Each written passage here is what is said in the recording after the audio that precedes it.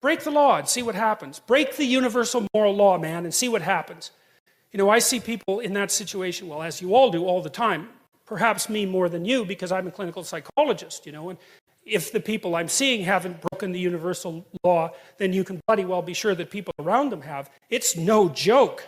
Like, you make a mistake and things will go seriously wrong for you. And so it's no wonder that you'd be terrified at the revelation of the structure that governs our being. One of the things that's so remarkable about the Old Testament, this is another thing Nietzsche commented on. He was a real admirer of the Old Testament, not so much of the New Testament. He thought it was a sin for Europe to have glued the New Testament onto the Old Testament, because he thought the Old Testament was a really accurate representation of the phenomenology of being.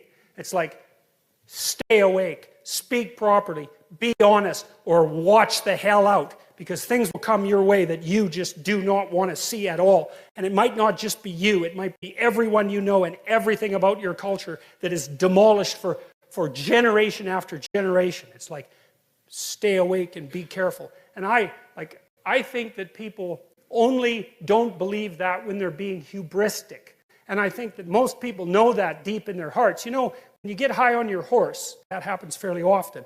If you have any sense, you think, geez, I better be careful and tap myself down a fair bit, because if I get too puffed up, man, something's going to come along and take me out at the knees. And everyone knows that. Pride comes before a fall. It's like, if you have any, that's why it says in the Old Testament that fear of God is the beginning of wisdom. It's like, I've never, in all my years as a clinical psychologist, and this is something that really does terrify me, I have never seen anyone ever get away with anything at all, even once. You know, there's that old idea that God has a book, you know, and keeps track of everything in heaven. It's like, okay, you know, maybe it's not a book. Fine. But that is a really useful thing to think about, because, well, maybe you disagree. Maybe you think people get away with things all the time. I tell you, I've never seen it. What I see instead is that thing happens, right? Someone twists the fabric of reality. And they do it successfully because it doesn't snap back at them that moment. And then like 2 years later, something unravels. And they get walloped and they think, oh my God, that's so unfair. And then we track it. It's like, well, what happened before that? This. Well, and then what? This. And then what? This. And then what? Oh, this. Oh, that's where it went wrong. It's, yeah, because you can't twist the fabric of reality without having it snap back. It doesn't work that way, and why would it? Because what are you going to do? Twist the fabric of reality? I don't think so. I think it's bigger than you. You know, and I think that one of the things that really tempts people is the idea that, well, I can get away with it. It's like, yeah, you try. You see how well that works. It's like you get away with nothing. And that is the beginning of wisdom. And it's something that deeply terrifies me. And, you know, ever since last September, when I came to more like broader public attention, one of the things, I've been terrified of making a mistake, because I certainly know I'm more than capable of making a mistake. And thank God so far, either I haven't made one or no one's found out about it. So, but it's like, you know, we walk on a very thin and narrow edge. And we're very lucky when things aren't degenerating into chaos around us or rapidly moving to far too much order. And it's not an easy thing to stay on that line. And you can tell when you're on that line, because things are deeply meaningful and engaging when you're on that line. But if you're not existentially terrified about the consequences of wavering off that, then you are truly not awake. So, and that's what I see in this picture. You know, it's like, look out, man, because there are rules. And if you break them, God help you. People wish upon a star because they have some intuition that aiming above the mundane has the potential to transform themselves. They make a wish. Well, if you're going to make a wish, you should aim at something high. And even just aiming at that is more likely to make the wish come true. And this is not metaphor. You know, I have this program, which you guys are going to do, called the Future Authoring Program. It's one of two assignments. One is that you write an autobiography. That's the past authoring. The other is that you write a plan for the future. That's the future authoring. I would recommend that you get started on those right now. Like, not right now, but like really soon, because they're harder than you think. And some of you are going to write like 15,000 words. You're going to get sucked right in. This happens all the time. You're going to get sucked right into it. And so you write an autobiography because you need to know where you are and who you are right now, because how the hell are you going to plot a pathway to the future unless you know where you are? And then you need to write about the future, because you aren't going to hit something unless you aim at it. That's for sure. And lots of times people won't aim at what they want because they're afraid. The reason they're afraid is because if you specify what you want, you've specified your conditions of failure. You know when you fail. And it's better just to keep it foggy. It's like, well, I don't know if I'm succeeding or failing, but you know, I can't really tell. Well, great, except you can't hit anything you don't aim at. And so the future authoring program is like it's an attempt to have you articulate your character. And so is the past authoring program. Who are you? And you know, the past authoring program, it asks you to break your life into epochs and then to write about the emotional, you know, the things that you regard as important events that have shaped who you are. And you know, you may find that some of that writing makes you emotional. And I would say, if you have a memory that's more than 18 months old, roughly speaking, and when you bring it to mind, it has an emotional impact, especially a negative emotional impact. It's like part of your soul is stuck back there. And I know that's a metaphorical way of thinking about it, but what I mean is that the reason that you still experience the emotion is because you have not solved the problem that situation faced you with. It might be a real problem, like maybe you got tangled up with someone who was really bad, and that's rough, man, because you've got to come up with a theory of malevolence to deal with something like that, and that's no joke. But if it still produces emotion, it means you haven't solved the problem, and your brain is still tagging it as threat. It's a part of your territory that you did not master. Threat, threat, threat, threat, threat. And until you take it apart, and articulation really helps that, writing really helps that, then you're not going to free yourself from its grip. And that might not be that pleasant. I mean, this is one of those situations where doing it tends to produce a decrement in people's mood in the short term, but quite radical improvements 3 to 6 months down the road. You know, and it's often the case that you unfortunately have to do something you don't want to do in order to progress. It's very, very common. So, and the future authoring program asks you about different dimensions of your life, like, because you know, you can think of yourself as a personality inside your head, but you're nested in systems that transcend you, and they're just as real as whatever's in your head. It's like, well, what do you need for life? Well, that's pretty easy actually. Some friends, that's a good thing. Intimate relationship, that's a good thing.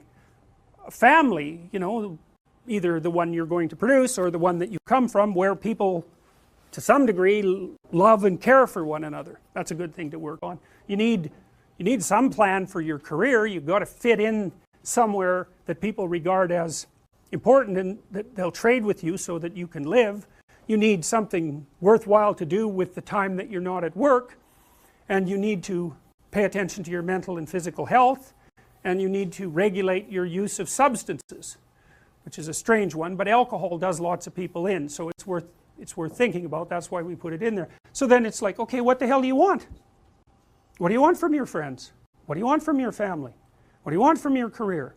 If you could have what you wanted, and that's what the program asks you, 3 to 5 years down the road, you get to have what you want. Now, I'm assuming that you're going to approach this like, you know, reasonable adults and not like 13-year-old dreamers. I think I want the most expensive yacht in the world. It's like, fine, but you know, that isn't really what it's supposed to be. More concentrating on your character.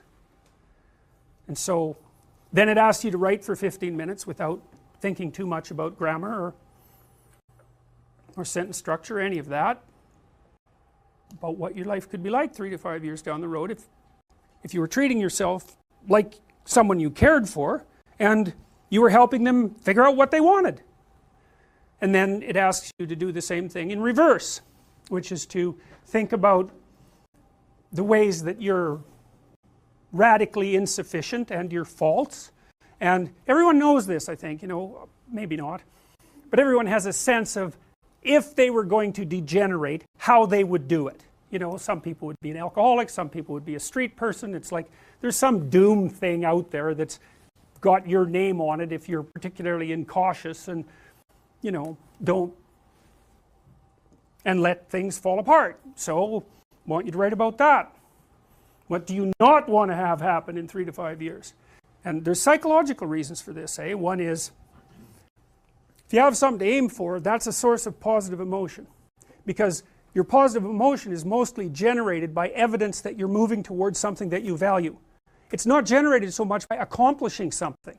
Because when you accomplish something, you're just left with the problem of whatever you're going to do next. So you graduate from university, it's like, you know, hooray! One day you're at the peak of your undergraduate university career, the next day you're unemployed and looking for a bad job at Starbucks.